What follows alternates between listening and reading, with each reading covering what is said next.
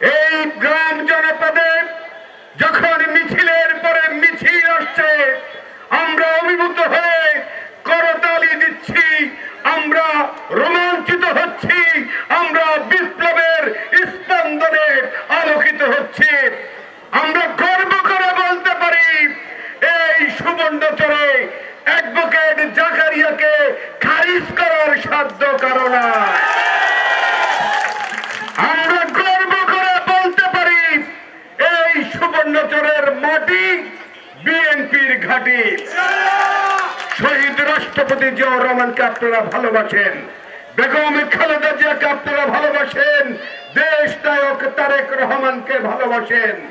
আজকে দাঁড়িয়ে স্মরণ করছি এই সুবর্ণচরের সন্তান জাতীয়তাবাদী ছাত্র দলের সাবেক সভাপতি কামাল ভাইকে, যিনি আলো ভাই হারুন ভাইদের সাথে জাতীয়তাবাদী ছাত্র দলের পাটাতন তৈরি করেছেন।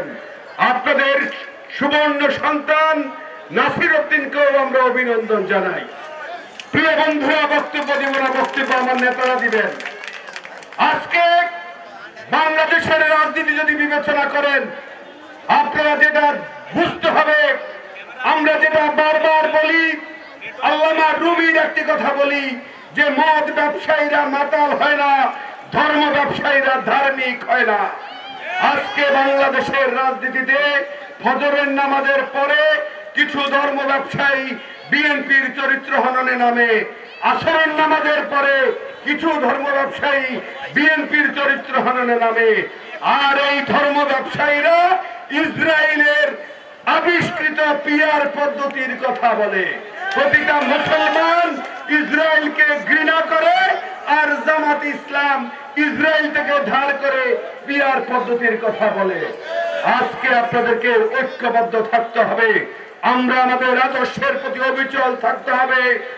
নোয়াখালী জেলা বিএনপি অতীতের যে কোনো সময়ের চেয়ে একটি শক্তিশালী অবস্থান আছে, আপনারা জানেন। নোয়াখালী সভাপতি জেলা বিএনপির আহ্বায়ক মাহবুব আলমগীর আলো, হারুন আজাদের নেতৃত্বে সমগ্র নোয়াখালী এই সুবর্ণচরের মতো প্রতিটি গ্রামে একটি শক্তিশালী সংগঠনের অঙ্গীকার এবং একটি শক্তিশালী সংগঠন গড়ে তোলার প্রতিশ্রুতি দিয়ে বক্তব্য শেষ করছি।